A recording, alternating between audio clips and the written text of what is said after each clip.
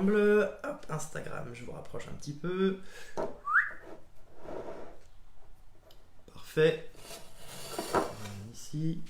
Alors, pour démarrer, donc moi j'ai moitié amande, moitié noisette. Il nous faut 300 g environ de noix. Je les ai torréfiés dans la matinée, 15 à 20 minutes en fait, à 180 degrés. L'idée c'est vraiment d'obtenir une couleur légèrement orangée pour en fait avoir les saveurs qui soient un peu plus prononcées. Dès que vous utilisez des amandes, des noisettes, des pignons de pain, tout ça, toujours torréfié, soit au four, soit à la casserole. Ça on l'utilisera après. Hop. Sandrine demande de l'huile ISO 4, c'est bon? De l'huile ISO 4, ouais, ça doit faire l'affaire, je pense. Je pense. On va démarrer d'entrée de jeu par notre caramel. Donc je vais mettre mon sucre, donc pas le sucre glace, hein, le sucre cristal. Hop, j'ai 120 g, je rajoute 60 g d'eau et je mets ça sur feu vif pour déclencher ma caramélisation.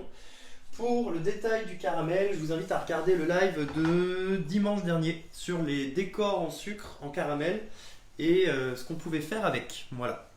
Donc là, j'ai mis un petit peu d'eau, je vais porter ça à haute température rapidement et ensuite j'ai déjà ma plaque qui est prête avec un flexi-pan plat. Chez vous, ça peut être une toile de cuisson siliconnée type Silpat ou un papier sulfu et je viendrai en fait verser mon caramel dessus pour le laisser figer.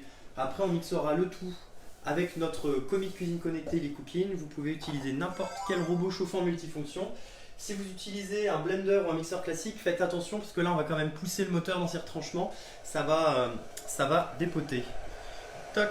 Mon père demande si l'huile de vidange c'est possible. Alors l'huile de vidange on va éviter, on a déjà le coronavirus qui circule, donc on va éviter de se rajouter des petits soucis de transit. Après, si vous êtes joueur et si vous voulez pimenter votre confinement, allez-y, je ne serai pas responsable. On a Bruxelles qui nous suit de nouveau. Ouais, on a Bruxelles. Toc. Donc ici, j'ai mon huile, du cacao, j'ai du chocolat, j'ai pris du chocolat au lait pour avoir un petit peu de gourmandise. On peut le faire venir avec du chocolat noir. Tac, donc là vous avez vu, j'ai mon évaporation qui est en train de se faire. J'ai du sucre glace, l'eau, ça j'en ai plus besoin. Parfait. Et j'ai bien reçu les photos de tartes salées que vous avez réalisées hier soir, c'est top. Et j'ai aussi reçu des photos de tous les lives réalisés précédemment. Donc du pain de mie, des baguettes, des brioches, des croque-tablettes, des pims, des très jolis pims d'Héloïse. Et vous retrouverez sur ma page professionnelle du coup sur Facebook l'historique de tous les lives qu'on a fait avec Maxime. Et aujourd'hui c'est le 18e live, donc ça passe malgré tout assez vite. Parfait. Donc on est à J plus 19. On est à J19, ouais. J19 et c'est notre 20e jour de confinement. On est bientôt à 3 semaines. Jeudi, on fêtera nos 3 semaines consécutives de live ininterrompues. Top, merci parce que c'est grâce à vous. Et puis je pense qu'on continuera tout ça après. Hein. Ce sera notre petite aventure. Je sais pas quel nom on se donnera. On va s'appeler les confinés du dimanche où on trouvera un petit nom sympa. Denis a trouvé un truc, c'est tic et tac. Le masque de plongée, ça c'est juste en fait pour faire de la déco. C'est un petit, c'est le petit spot qui change tous les jours. Donc tantôt je vous parle de kéfir, tantôt je vous parle des plantes que je fais germer. Pour que vous puissiez comprendre Instagram. Hop, ici on a le petit décorum pour se rappeler les vacances qui arrivent. Donc là on a des coquillages, un masque de plongée, puisque la plongée sous-marine est une activité que j'apprécie énormément quand je pars en vacances. Et j'aime bien en fait partager mes passions avec vous. On se retrouve pour la cuisine, mais la cuisine c'est aussi du partage et de l'échange en dehors de tout ce qui est culinaire. Et c'est le masque que mes parents m'ont offert pour mes 30 ans. Voilà. Petit clin d'œil. On a hâte de repartir. Alors, est-ce que vous avez tous du son? On n'a pas eu de soucis au niveau de son, donc je pense que c'est bon. Ah, mon caramel se forme, donc là c'est le moment d'être très vigilant.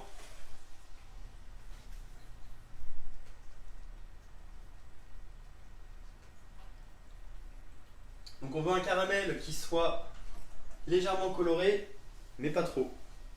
Donc là, tout le monde me voit. Là c'est parti, je viens verser mon caramel, hop, sur mon tapis de cuisson. Et voilà. Hop, je vais me reculer un petit peu.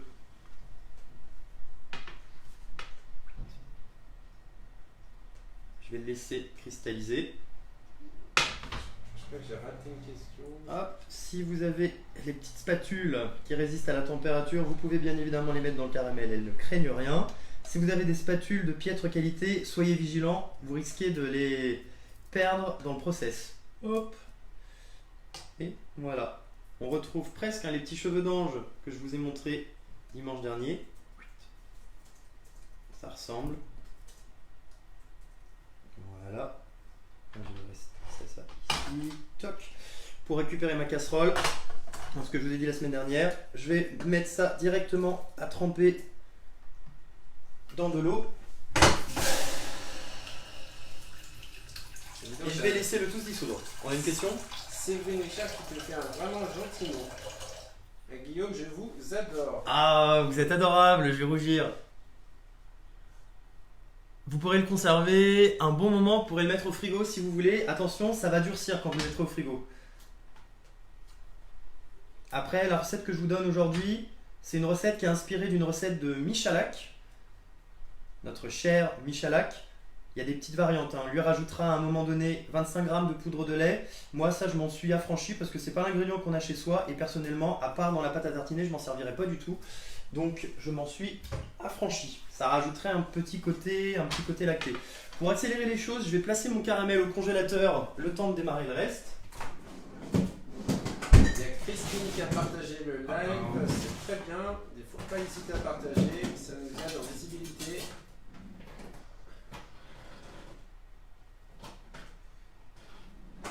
Hop là, au congélateur, parfait. Le caramel, c'est bon. On a nos amandes torréfiées. Tac, moitié amande, moitié noisette. Vous pouvez prendre ce que vous voulez. Et là, je vais venir utiliser mon commis de cuisine. Et c'est là-dedans que je vais venir ajouter mes ingrédients.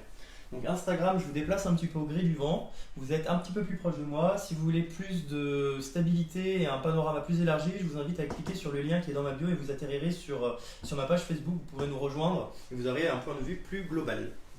Il y a Étienne Feudo qui te donne l'adresse pour la livraison. Ah, excellent Étienne. Alors je commence à avoir un petit paquet de livraison. Je suis vraiment désolé, hein. C'est vraiment parce que le confinement m'empêche d'aller vous livrer que je peux pas, sinon ce sera avec plaisir. Par contre, si vous passez dans le quartier, hein, je vous l'ai déjà dit, si vous passez à côté du 13 rue Louis Jasseron, vous envoyez un petit mot et on se retrouve en bas de la résidence, je vous apporterai des petites choses avec plaisir. Voilà, surtout si vous êtes en déplacement pour le boulot et si vous faites partie du corps des soignants, c'est avec plaisir. Il y a Jordan qui a suivi mon conseil et qui a partagé en direct. Top, je viens verser mes 300 grammes. Donc si vous le faites avec des noisettes, je vous invite à bien frotter entre vos mains les petites noisettes torréfiées. Vous allez voir que l'opercule va se détacher. C'est sympa de l'enlever parce que ça rajoute uniquement de l'amertume, ça n'a aucune valeur ajoutée. Ensuite, quand on réalise notre pâte à tartiner. Maxime est la Cendrillon de la vaisselle et des temps modernes. Ah, moche. Donc pour ceux qui nous rejoignent, Maxime qui est dans le canapé s'occupe de répondre à vos questions et de me transférer vos messages puisque les mains... T'as fait mal aux oreilles de Denis. Comment est-ce que j'ai fait mal aux oreilles de Denis? Avec du bruit dans tes... Ouais, alors en termes de bruit aujourd'hui, on va atteindre des records parce qu'on va mixer quand même sur des vitesses très élevées et ça va dépoter. Donc au besoin, vous pourrez mettre le son de votre ordinateur en off. Et pour ceux qui nous regarderont en replay, je pense que quand on commencera à mixer, vous pourrez avancer facile de 3 à 5 minutes le live pour arriver sur l'étape qui vous intéresse. C'est aussi l'intérêt du replay. Et après, pouvez-vous vous servir bien évidemment de ces lives comme un moment fun, puisque là on échange, c'est rigolo, avoir quelques idées et quelques éléments en tête, et puis après vous pouvez revenir à tête reposée et utiliser le replay à votre sauce, et même s'il dure 30 minutes, vous pouvez vous balader pour qu'au final ça ne dure que 5 minutes et récupérer juste les éléments qui vous intéressent. Il y a Marie-Elodie et ton père qui disent frotter dans un chiffon, ça marche beaucoup mieux. Ouais, vous pouvez vous amuser à frotter dans un chiffon aussi. Aussi.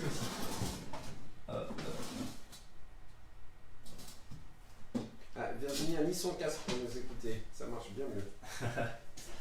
Elle est court en même temps. Ah, moi je serais incapable de faire ça. Alors, mon caramel est encore un petit peu chaud. Ouais, je vais le laisser refroidir encore un peu.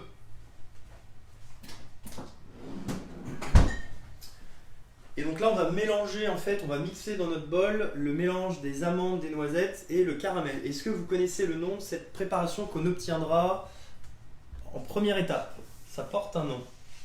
Le fait de mélanger du caramel avec des amandes torréfiées comme ceci. Marie-Noël demande, tu fais en manuel ou une recette du club? Là je suis en manuel, par contre vous pouvez tout à fait trouver des recettes qui existent sur le club. D'ailleurs cette recette aujourd'hui je la réalise grâce à mon meilleur pote Damien qui a fait une pâte à tartiner. Il a pris une autre recette. Il y a plusieurs recettes qui existent sur le club Guy Demar. Je vous invite à aller les regarder. Il y en a à base de chocolat, il y en a à base de lait concentré sucré. Vous y trouverez votre bonheur. Pour moi, la pâte à tartiner, c'est à base de pralin, d'amandes, de noisettes. Et ensuite, je rajoute un petit peu de chocolat, un petit peu d'huile, un peu de cacao, un peu de sucre. Mais voilà, moi j'aime bien avoir un bon goût d'amande et j'aime bien quand c'est... Ça répond à tes questions. Praline. Praliné, ouais, c'est ça. On va obtenir même un pralin. Première étape, un pralin, c'est la poudre. Et ensuite, en continuant de mixer, on va obtenir une pâte puisque la matière grasse va dégorger. C'est ce qu'on appelle le praliné. Donc le praliné va chauffer avec le frottement du moteur. Et donc, si vous voulez le faire une première fois, le laisser refroidir, le lendemain, le remixer un petit peu, une fois qu'il a refroidi, vous obtiendrez une texture et une granulométrie qui est plus intéressante. Je vous avoue, moi, je me donne rarement cette peine. Jessica, ta cousine est avec nous. Salut Jessica. Alors du pralin, tout le monde est unanime. Exactement, du pralin. Alors voilà mon caramel solide. Je viens le casser en morceaux. Attention, c'est comme du verre cette étape, donc n'allez pas vous couper. Hop. Laurie, il y a une question. Pourquoi du caramel? Je n'étais pas là au début, mais pourquoi du caramel? Parce que c'est comme ça qu'on réalise un praliné. Ça fait partie des ingrédients de la constitution. Après, sur certaines recettes, vous verrez que certains chefs en fait font torréfier leurs amandes en même temps qu'ils réalisent leur caramel. C'est-à-dire qu'ils viennent mélanger le caramel qui va masser, comme on a vu dimanche dernier, et ça va venir en fait enrober nos amandes et nos noisettes. Mais par contre, ouais, ça fait partie des ingrédients. Parfait. Ensuite, si vous voulez couper le son, vous pouvez. Ça va être relativement bruyant. Et on va en avoir pour un petit moment. Ensuite, je vous montrerai à quoi ça ressemble quand on obtient notre pralin. Donc là, je me mets en mode manuel. Je vais pas mettre de temps, pas de température. Et je vais commencer par me mettre vitesse 8.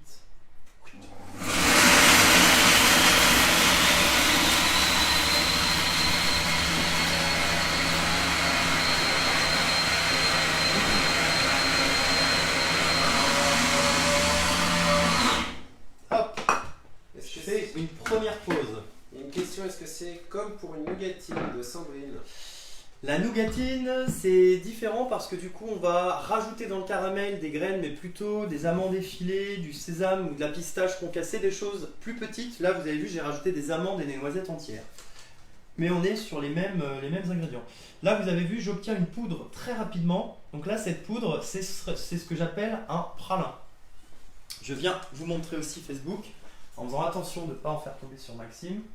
Aïe. Voilà. Ça, c'est ce qu'on appelle un pralin. Je reste pour que vous puissiez en profiter. Tac. Donc ça, bien sûr, vous pouvez le stocker. Vous pouvez rajouter ça après en topping sur des choux, sur vos petites verrines, sur une salade de fruits, sur de la crème fouettée. Vous pouvez mélanger ça à de la crème fouettée pour faire des Paris-Brest. D'ailleurs, la semaine prochaine, on va inclure les Paris-Brest. Au tout début, on s'est énormément intéressé à tout ce qui était pâtes. On a vu pâte levée, pâte à pain, pâte à pizza, pâte à pain de mie. Cette semaine, on verra la pâte à pizza qui nous manque. Et on va aussi commencer à s'intéresser aux crèmes en pâtisserie. Donc là, pour ce qui m'intéresse, moi, je vais continuer le mixage pour vraiment obtenir un praliné et faire en sorte en fait que la graisse commence à dégorger. Je me remets vitesse 8 et c'est reparti.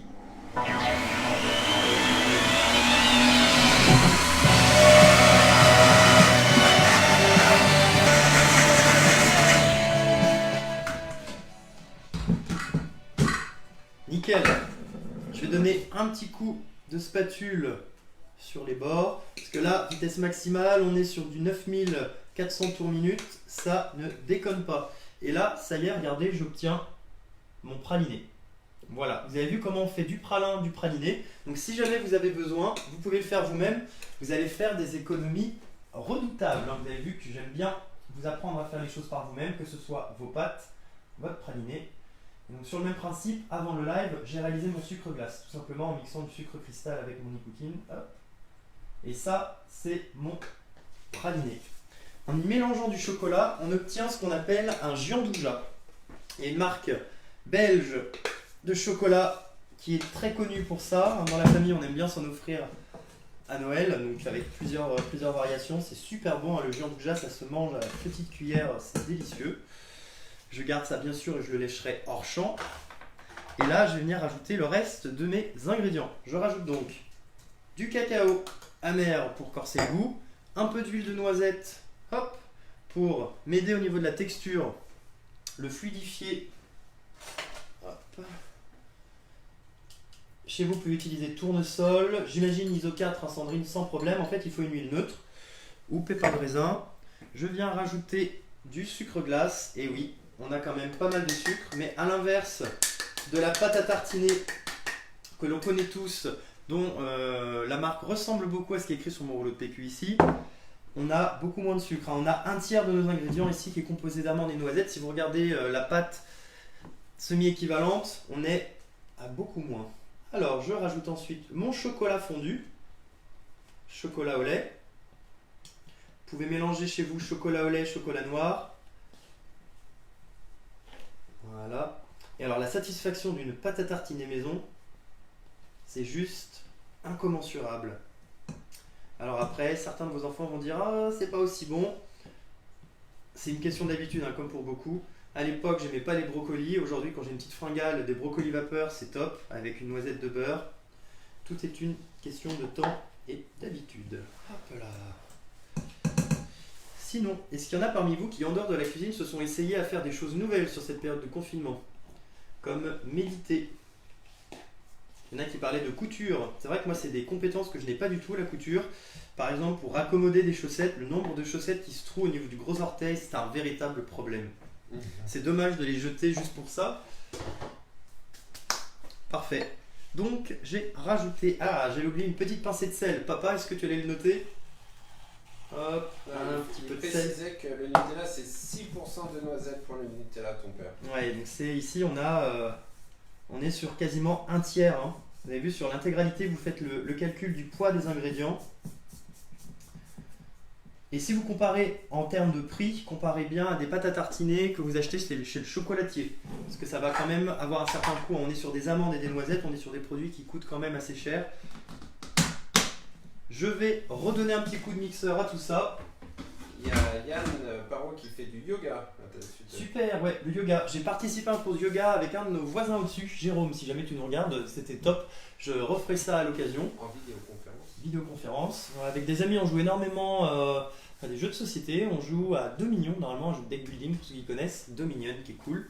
Hier soir, on a fait un essai grâce à Brice, qui a adapté un jeu qui s'appelle Spores sur Discord, qui est une plateforme en fait de discussion en ligne. C'est une sorte de loup-garou géant, sauf que ça se passe dans l'espace et au lieu que ce soit des loups-garous, ce sont des mutants. Un mélange de loup-garou et d'alien. Donc là, je vais remixer tout ceci.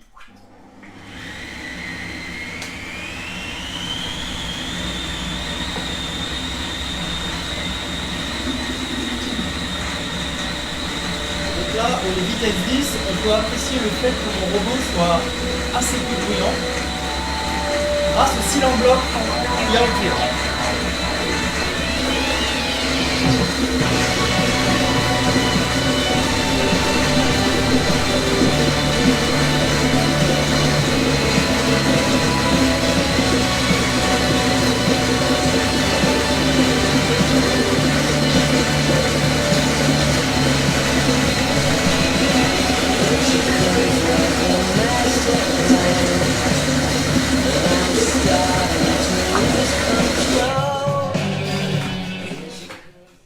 Si on ne trouve pas assez de sucré, possible d'en rajouter si c'est pas assez sucré?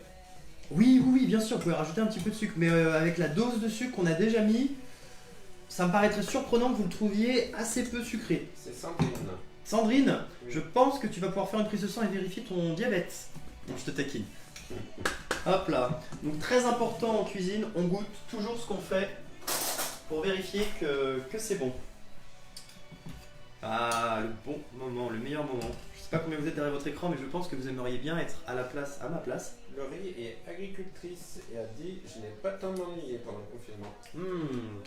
Ouais, bah d'ailleurs merci beaucoup, hein, parce qu'on a besoin de nos agriculteurs.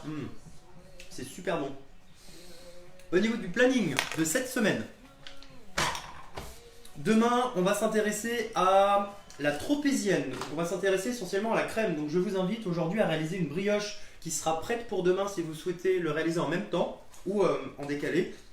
Tropézienne, c'est donc une pâte briochée avec une crème à l'intérieur diplomate. Mardi, on fera un risotto aux asperges ensemble. Les asperges commencent à arriver, elles sont super bonnes. Merci à notre voisin Franck d'ailleurs qui nous en a donné quelques-unes devant la porte ce midi. Mercredi, on fera une recette de ma grand-mère, le gâteau nantais, super bon. Si vous avez des bouteilles de rhum, vous voulez les liquider autrement qu'en apéritif Skype, c'est le moment. Jeudi, on fera des pizzas. On n'avait pas encore vu cette pâte levée. Vendredi, on fera des michons aux pommes. Donc michons avec un M, hein, j'insiste. Je sens que les blagues vont fuser d'ici 30 secondes. Je pense notamment à Laurent, Denis et à mes parents. C'est une recette simplement avec des pommes et avec une pâte sablée. Donc je vous invite à regarder le live pâte sablée de la semaine dernière pour en avoir une de prête et avoir des morceaux de pommes à proximité. Samedi, on fera des Paris-Brest et dimanche prochain, si j'arrive à mettre la main sur des fraises à nouveau, j'hésite entre une dacquoise fruits rouges ou un pavlova. J'hésite encore. Je pencherai plus pour le pavlova pour qu'on voit ensemble la technique de la meringue française. Il y a Sandrine qui veut savoir comment on fait des cubes de bouillon. Pardon. Alors bouillon cube, Sandrine, sur ton e-cooking, tu peux regarder bouillon cube sur le club. En fait, c'est une sorte de grosse soupe épaisse et ultra salée. Et c'est top, hein, vous allez faire des économies de dingue aussi si vous faites vos bouillons maison. Donc là, regardez ma pâte à tartiner. Je viens verser ça. Hop. Le gâteau nantais, on peut le faire sans alcool. Ah oui, vous pourrez le faire sans alcool, tout à fait. Tout peut être fait sans alcool. Hein. Il n'y a aucune obligation d'utiliser de l'alcool. Je vais faire la même chose pour Facebook.